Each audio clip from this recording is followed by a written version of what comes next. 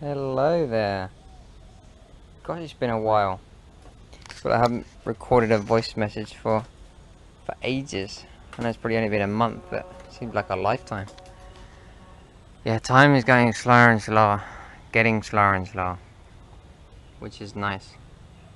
The days seem eternal. I feel the more present I am, the less distractions I have, the less busy the mind is, the calmer everything is. The more you appreciate the present moment and what you experience in that moment to the fullest. Anyway, so I'm here, standing inside a beautiful bamboo hut with a pyramid roof, L-shaped with an entrance. It's actually halfway through construction right now. It started not even a week ago, maybe 6 days. Anyway, I'm in Burma. I arrived in Burma 3 weeks ago with a friend who actually had to leave because she had to return to her countries for family issues. So I was left alone, but as I'm used to that, that was fine. Ended up in a beautiful, beautiful place. Paradise, you could call it. Paradise. True paradise. It's based on freedom and sharing and helping others. It's a true community. It's something that's really touched me, to be honest. It's a guy called Seattle. This man worked for himself and for his family, and well, I'm not even sure if he had family, but you know, just worked for himself like most people do, to earn money and indulge into the sensual pleasures and material world as we do. And decided one day that it was just a vicious cycle of dissatisfaction, because when there's desire and craving, there's a never end to the wanting. We always want more. We're never satisfied with the present moment. And that's what most of us live. We live this vicious cycle of wanting and achieving something and wanting to achieve something else and wanting more and more and more, always depending on external sources for happiness, as they are dependent on time and situation and eventually perish, like everything external or apparently external. Same as the body has a birth and a death, everything has a lifespan. As we depend on these perishable things for our happiness, it's just never ending, and we will also suffer. So he decided that he wanted to make his life more meaningful and give it a purpose, a true purpose, and that was to do good deeds and help others. I think the first center he established was in the center of Yangon. He established a meditation center because he understands that a good way to help people and be useful in society is to use meditation, which in essence is to be aware of the present moment, detach from sensual pleasures, to understand what they truly are and observe them and not be dependent on them, not be enslaved or controlled by sensual pleasures and desires. It's the art of letting go. It's the art of calmness, of just being in the present moment and being satisfied with the present moment, with no needs. Letting go of needs that are created by the human desire. Not saying that you shouldn't experience and enjoy sensual pleasures, because it's also part of the experience of being a human being, but not attaching to them and being dependent on them and being controlled by them. Being free to choose whether to indulge or to suppress. So doing everything with awareness, we could say. Being mindful of everything we do. Yeah, just being mindful in the present moment. Anyway, so through this meditation that he was going to share with the people, a series of precepts involving morality to help others, and right understanding of the Buddha's teachings, which is based on created truth and the original truth. The created truth being the one based on the relativity of the mind, so what we perceive through the six senses, and name as the truth as a created truth, because it's based on our mental judgment. It's based on our past experience. It's impermanent. It varies depending on the person, depending on the situation, depending on the time. Even science, which is based on rational perception and theories that are created by the mind, even these perish and transform and change over time. First we thought the earth was flat, then we thought it was the center of the universe. Now we've found out that the sun actually is the center of the universe, and that might change one day. So the point being that the created truth that we believe to be permanent and set in stone, like anything we perceive through the eyes, through the ears, through the nose, anything that we may perceive from the external world, or even from the body and the mind ourselves, anything we can perceive from nature, all mental and physical energies, these are created truth. The original truth is the acknowledgement of this impermanence of nature, to understand the impermanence of everything. This is the truth, the original truth. So when we can observe the created truth, we have understood the original truth. He also bases his life and everything he does on the law of cause and effect. He understands and has experienced for himself and shares with everyone the law of cause and effect, that doing good deeds will bring good results. And this place that I'm here witnessing now, this center called ThaBarWa, is the fruit and the result of his good deeds year after year after year. So as I was saying, he built a meditation center in the center of Yangon, which accommodates about 100 people to stay there free of charge, food free of charge, just to meditate and develop these mental states of awareness, and to develop the mind and to be more mindful and help others. From there, I'm not sure if he built another one. I think the one I'm at now is the third one, but the biggest one yet. There's now about 60 in the whole of Myanmar, half of them which are under development. It's quite amazing. But let's talk about the place I'm here experiencing. It's I think it's 80 acres. I think it's 80 acres. It's it's not in the city. It's about an hour and a half away from the city, near nature, so it's a bit quieter.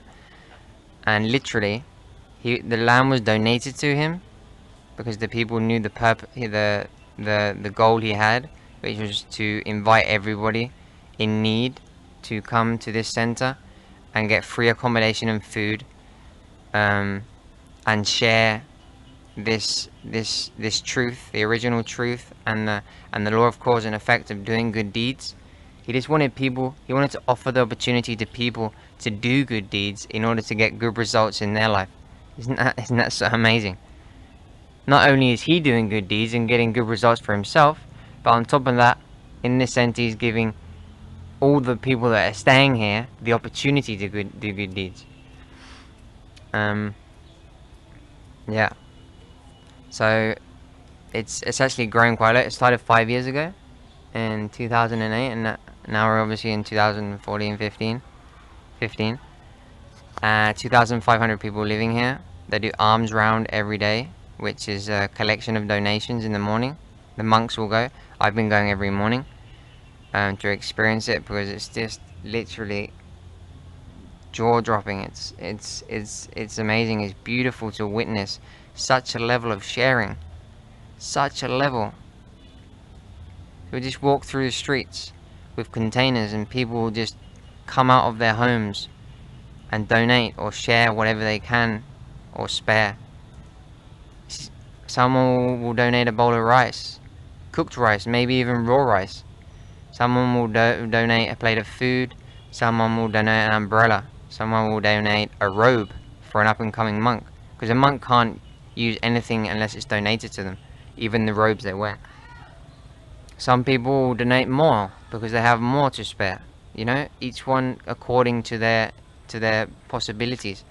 But the important thing being here is not the quantity, it's just the essence of doing good deeds. Burmese people have a true belief in this. And you can just feel the love coming from these people and just sharing with everybody. Because it's not going to anyone in specific, because the food comes back to the center and is distributed throughout the whole center. So the people that donate are just donating for the sake of donating, because they just want to do good deeds and give to others. And yeah, this experience is, just being here and witnessing it is, it's really touched me, and that's one of the reasons why I'm sitting in this hut right now. I met there's another lady living here from Canada. She's working at the Canadian embassy, and we got chatting the first day, connected quick, and we went to visit this one of the nuns' huts, bamboo huts, and she offered us a drink, and we started talking, and she said, or we asked her, sorry, how much do these bamboo huts cost, and how long do they take to make? And it was like very cheap and didn't take very long to make. So me and the girl Catherine, the Canadian girl, started talking about it. So, you know, we could do this, we could build that. It'd be so cool to experience it, you know, and build this thing, you know. With the idea that, you know, if we built it and stayed in it for the time we were here, when we left, we could donate it to the center, you know, and do good deeds, and just return to the center the experience that it's offered us. Because, I mean, obviously they've given me accommodation and food, but it's nothing compared to the experience that I've lived here in first person. I've literally cried during the arms rounds, in the morning walks. It's just so amazing to see the people do what they do here. Less, have nothing. All they can donate is a bowl of rice, but they will, you know. And there's us in the western side of the world who have everything we need and more. We still want more, and we won't share. So egotistic, it's just ridiculous. Selfish. I mean, we're not aware, I know we're not aware, otherwise we would. But it's just so sad. But it actually restores faith to see that it does happen in other parts of the world, and that it is possible. If it's possible here, it's possible anywhere. And that's why it's been such a beautiful experience. Like this place, 2,500 people living for free. Donation based. Everything they eat, everything they use, everything they wear. 2,500 people. If we all shared in the world, wouldn't it be amazing? So they're killing each other. Anyway, I'm getting emotional and stuff now. I need to stop it. Yeah, so it's actually, I've come to a point where, being here, I've realized that, you know, I'm 24 now, which is, you could say it's young, you could say it's old, depending on your perception, I suppose. But I have had, since the day I was born, everything and more. Everything I have needed to be healthy, to be well, to be looked after, to be educated, to be spoilt. I've had everything. I'm so grateful. I'm so grateful. And I've travelled for 18 months and seen such amazing places and people and experiences. It's been ridiculously special. And I could keep on wanting to travel, and wanting to do more, and wanting to see more, and wanting to experience more, and meet more people, and know more about the world, which obviously is beautiful, and I would enjoy experiencing it, but I don't need it anymore. That's what I've realised I don't need it. And I don't want it as a desire. I'm open to receive it if it happens. But I have another focus now. I want to help other people.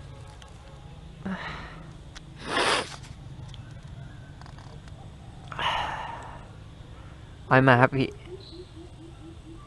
with the present moment. I want to share this happiness with everyone, or anyone in need, or not in need. I just want to share it. Share how it is possible to be satisfied with nothing. With nothing. Just with the present moment. And just do good deeds and help others that are less fortunate. You know, that are not aware that they have choice. Not aware that they can be happy in the present moment. Not aware that they can take responsibility of their own life and their own health and happiness. They don't need to be a victim of the self, of the ego created by us and society. They don't need to be enslaved by the sensual pleasures or attachment to them. That they can detach. That they're created needs. That they're not necessary. They just seem to be necessary. Everything is impermanent.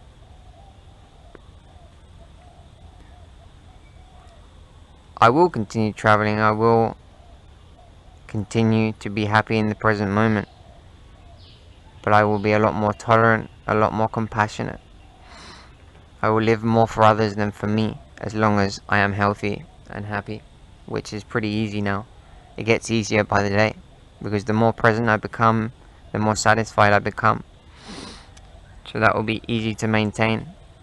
What I need to focus on now is helping others. Is to help themselves. Yeah. So bring it on. I'm open. I'm open to do so.